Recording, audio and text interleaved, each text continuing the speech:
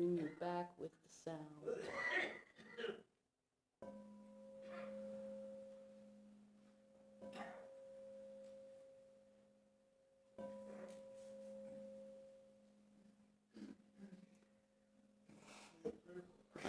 Wiggle your toes, your hands, just move your neck, bring yourself back into this space. Thank you, practitioners.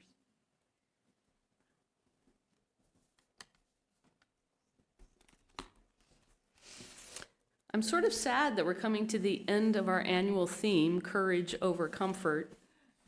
I've heard so many people give me feedback about, I've been using Courage Over Comfort. It has been a good growing theme for all of us. And it also was just so succinctly in beautiful harmony with the theme we had the year before, which was being your true and authentic self. I'm not going to reveal what next year's is, but yes, it's meant to be a surprise for later.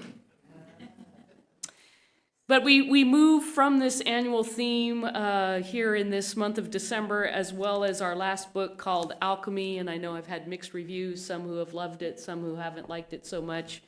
It is repetitive, but I'll speak more to what it has to say. There's about a 40-page chapter on courage. And the last chapter, I'm looking at Reverend Connie, who will be doing the candlelight service with me, the last chapter called The Christ Mind. So moving into Christmas and the Christ consciousness that we'll be talking about, it's a beautiful segue. But first, I want to start, as usual, with input from all of you. Tell me what you know about the power of light. It's a healing force. Cleansing, uplifting, illuminating. So when you're in the darkness, when there's not clarity, we think of light illuminating the way. Animating. Say that again? Animating. Animating. Okay? Energy. It is energy. When we consider the light, different wavelengths and different frequencies, that energy becomes the light we see and the invisible light we don't see, like X-rays, ultraviolet light, infrared light. Transformation. Can it be transformational? The power of light really has multiple dimensions: physical, energetic, metaphysical, beyond the physical. And when I looked it up and asked ChatGPT and the internet about the light, it's sort of interesting because I see that the light, for instance, we talk about the chakras, and certainly in the Eastern spiritual traditions, they talk about the chakras beyond even our body and the energy that extends beyond our body. And of course, for many of you who may know Heart Math Institute, they are measuring the energy of our heart and how it extends beyond the essence of our body and into an essence of the, I'll call it, spirit that we are. And all of that is frequency, which would mean all of that is light. But of course, for science needs to be able to measure. And so science has been able to measure the frequency, for instance, of the colors of the rainbow and the ultraviolet, etc. But they don't have lots of instruments that measure the energy of light above a certain frequency. Let me ask you this question. Do we actually, as beings, bodies, emit physical light? You do. Your body has biochemical reactions happening. It's just we don't have instruments to measure that. However, there are people, following Julie's meditation this morning on intuition, there are people who can see the auras of others, that intuitive nature. And of course, they can see that light because they believe they can see that light. And then quantum physics tells us that we will see what we can believe. Now, here are some other powers of light. Are we using solar power these days? Mm-hmm. At night, do you see the power of light? Through the sun shining millions of miles away, shining on the moon and the stars. Since I had recently fallen, X-rays to see whether you broke a bone or not. Ultraviolet light, which can either be damaging to our skin, so of course we're using sunscreen that protects from the UV light, or UV light that sterilizes surfaces, which was being used a lot during COVID.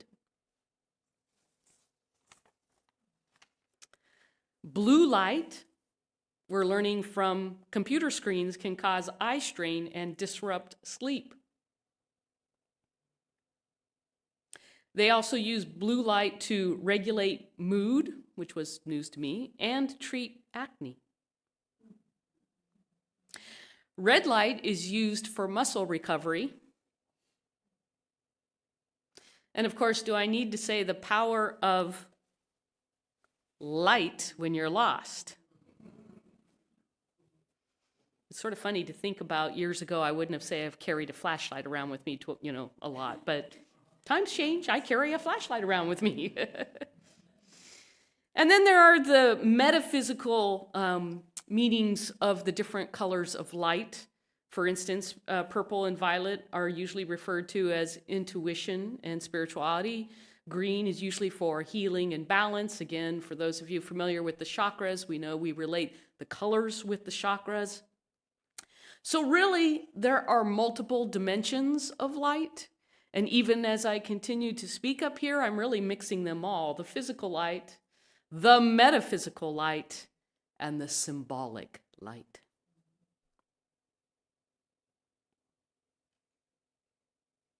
So, if you know that you exude light, and you exude light in those three dimensions I just said, physical, metaphysical, I'll call that your aura that's around you, as well as symbolically your light when we talk about you bringing your light to others. Your energy shines through to other people. I'm curious how many of you are watching The Voice on TV? All right, so I don't usually watch a lot of TV, but my daughter has gotten Sue and I into watching The Voice and talking to each other. Incredible talent, just amazing people.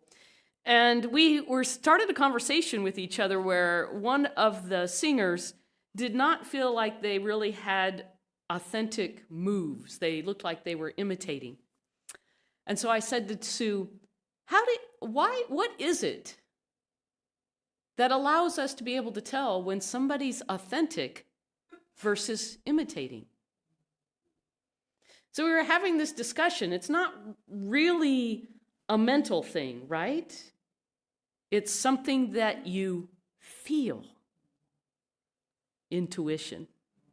That meditation today was like, you and I talked, but we didn't really talk. People can tell when you are authentic. They can read the nature of your being. And there's many aspects of that. I'm going to give an example in a minute. You know, your attitude, your friendliness, your positivity, your open heart. Are you grounded and balanced, or does it feel out of balance or off balance or not well grounded? It may be hard to feel like you can connect with somebody who is not grounded and is not balanced. Not that you can't do that, it just may become a little more challenging. So, do we know when people are really seeing us and hearing them? that again becomes an intuition expression. So the example I have is I was actually at a conference. I had celebrated my retirement with other CSU people that I had worked with over 20 years, as well as people from the University of California, UCs, as well as community college folks. And so I probably know about 40 because, again, I've been coming to this conference for about 20 years, but there were 200 people at the conference. So the next night I was seated with a table of 10, and I only knew 2 of the 8 people. And so the people next to me, we were getting to know each other, and we were having a wonderful dinner. And so, of course, you're talking, you're getting to know each other. Where are you from? What do you do? Of course, you talk through the appetizers, and then you talk through ordering, and then you talk through waiting for your food, and then you talk through whether you're going to have dessert or not. And so it became later in the evening, probably about 2 hours later, where the conversation somehow drifted into spirituality. I didn't start it, but, well, maybe I did start it, but... And this woman across the way actually teaches remotely. She's also what's called an instructional designer, helping faculty design instruction online. And she was a sociologist. And so somehow it came up, and I said, yes, I am a spiritual director for the Center for Spiritual Living. And of course, I sort of check out the room, not to not be authentic, but to sort of like people go, or whether they like shake their head. Well, the woman across from me just like broke open. Oh, okay. I don't know a whole lot about Center for Spiritual Living, but I studied theosophy, unity. I know the transcendentalists. I mean, she just started naming off things, which of course was our history, and I'll call our cousins that are related in the philosophy that we study here. And so I'm shaking my head, yes, and to the others I'm saying we don't really have a dogma or a creed. We respect all of the ancient wisdom, both East and West, just trying to give people. I got to tell you, the hardest part about being a minister is trying to give an elevator speech about science of mind, right? And it's never the same for me because I'm trying to read where the person is at. Are you going to wince because, well, yes, we believe in Jesus' message, but we follow the message more than some of the traditional Christian directions and focus. So it's always a challenge. And the woman, when she got through, she goes, I knew when you sat down there was something about you. And now I know why. Of course, it filled my heart. But I want to say to you, I am sure that has happened to many practitioners. We will be teaching practitioner classes starting in the fall. And one of the things that we talk about is that the more you focus on truths, love, light, peace, power, compassion, beauty, joy, the more you practice your language, speaking in the terms of truth, the more you can emanate the essence of joy and being able to see people and hear people and connect with people. There is just something about you that people want to be around. So that I am using as an example of the power of shining your light.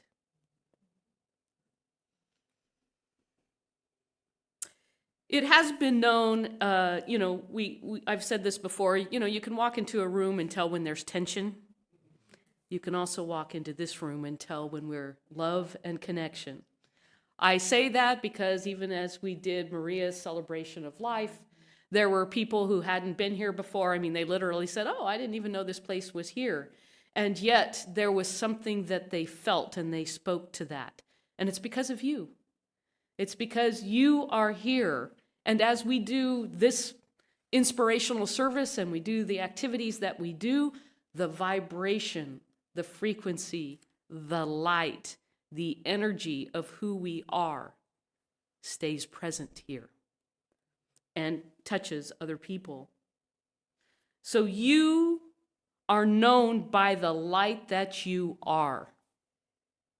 You are known by the light that you are.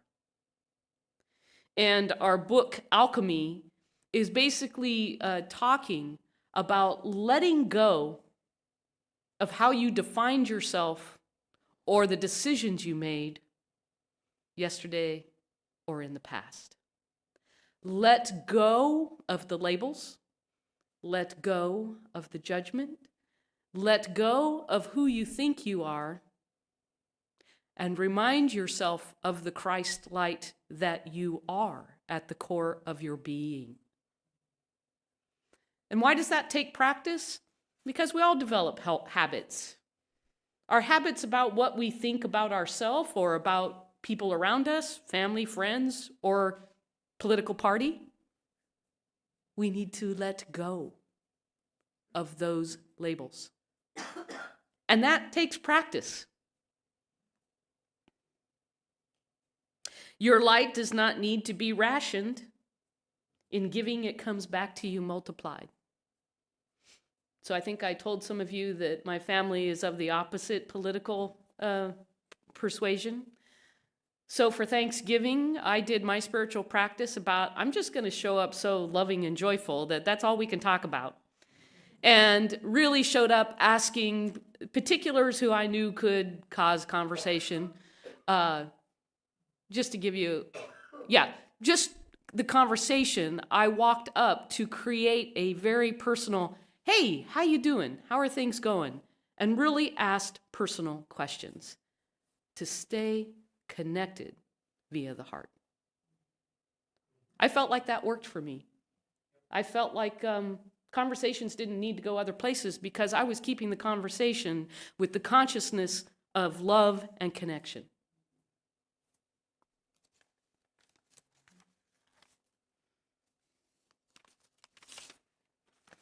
So, what is the science of mind philosophy talk about the power of your light? First of all, for us, light, of course, symbolizes awareness. That also takes a practice. Anybody remember the Celestine Prophecy book?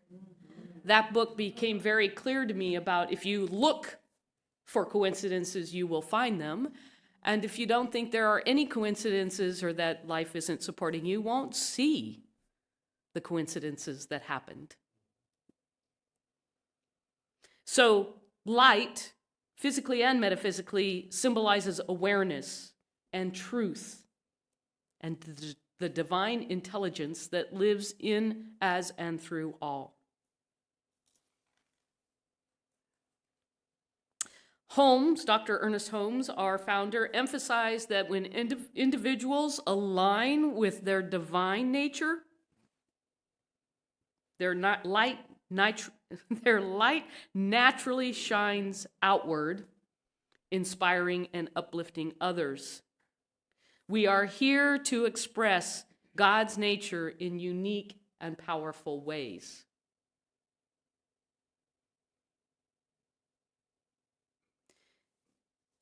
So earlier this year, we hung that disco ball.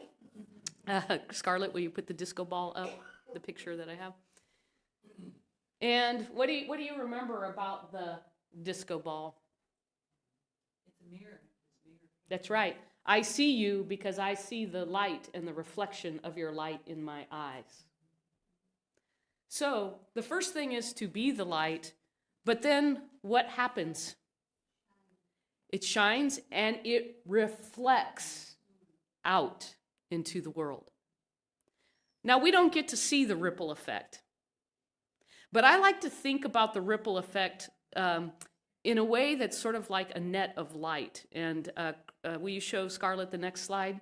So we read a book last year called The Grandmothers Speak, and this woman continues to offer via email all kinds of inspirational messages talking about we are light and we're here to cast a net of light. Beautiful logo. And you think about all those lights and you can sort of see the connection that makes the net. And when you think about picking up one part of the net, what happens to the rest of the net? it ripples. Now, you don't get to see that, but that happens. No, I can't scientifically prove it. But I've experienced it, and if you observe and become aware, you can watch that happen in a room.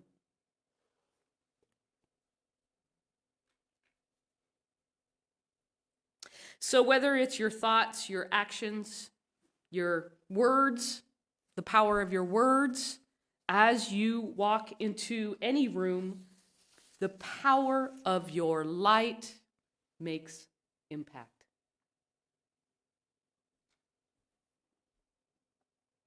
So, how do you practice shining your light? Got ideas?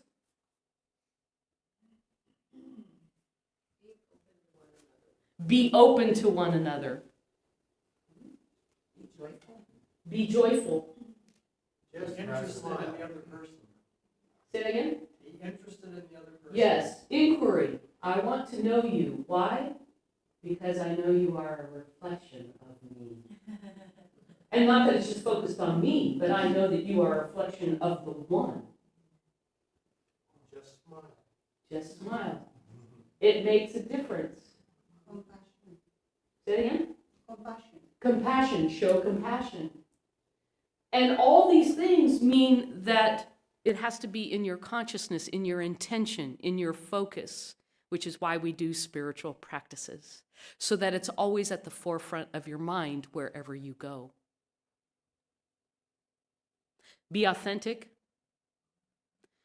Know that you don't have to do anything. Your presence, being present and grounded and balanced, makes a difference. Practice gratitude. And when you practice gratitude with others, that is one way of casting a net of light. When you shine your light, it creates that chain reaction. Marianne Williamson said, as we let our own light shine, we unconsciously give other permission to do the same. And I'd like to add, not only do the same, but do so authentically. When there's no judgment in the room, shine your light, which just means be aware, be conscious, and let it be. Yesterday, I had the privilege of doing the invocation for the Habitat for Humanity, who have 3 single moms with family moving into 3 houses. It was so awesome. First of all, to see the moms and the kids that are being impacted by now owning a home in paradise. There were at least 100 people there. Awesome. There were representatives from all the legislative offices. Beautiful. It was a special thing, and I, as I did the invocation, just based on how the microphone laid out and how different people were in different places, I ended up being with the families and basically just being present there, wanting to just shine the light. They were so happy. The moms tearful because they now have stability for their family. One of them was sharing that they had moved into a place, then something needed to change in the place, so they had to move out to an apartment or a hotel for 6 weeks, and then back into the place where they were, and then finally they were moving into this home. And what a difference it would make for those kids to have their own room versus the constant energy that it takes to shuffle.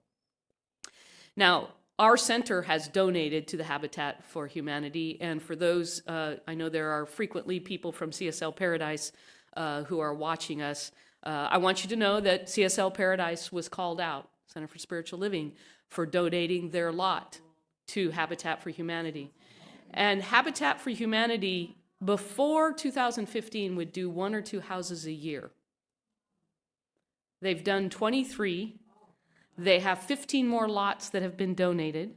They're doing a couple in Chico, and then it takes a while for them to decide how they want to develop the land, work through the appropriate town of Paradise and all of that. So for the donation of the land by CSL Paradise, it's still in a process.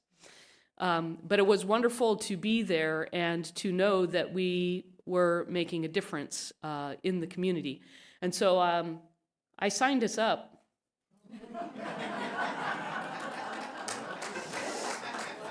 To help do a build. We've donated money, we've donated land. It was just the next step, everybody. And so we're all going to be shining our light. And they'll let us know when the times are available. So I'm sort of planting that seed with you all. The last thing I would like to say is, again, for those of you who are reading the book, I just want to find my notes. Choosing the courage, making the choice, being intentional to shine your light. It does mean making new choices in every moment. And, we are creatures of habit. So by habit, we rely on what has come before. But in summary, I'm not done reading the book, but in summary, the book is talking about the courage to make new choices. Not based on the past, not predicated on yesterday's ideas or decisions or identities.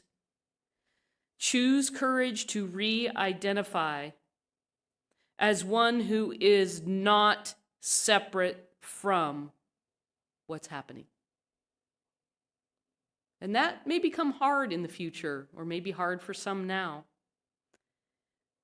The courage to re-identify as not being separate from what or who is before you right now.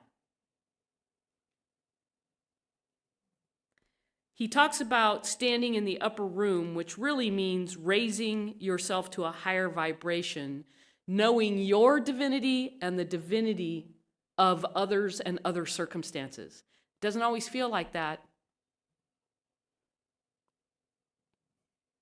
But when we allow the judgment to fall away, the identity of who we think people are based again on, I'm a mom, I'm a colleague, this is my political standing. Drop it all. Drop it all and be the human being, the divine that is within you, and allow the power of your light to express. And that doesn't mean you have to do something. It means you have to know something. And then people will recognize your light. Namaste.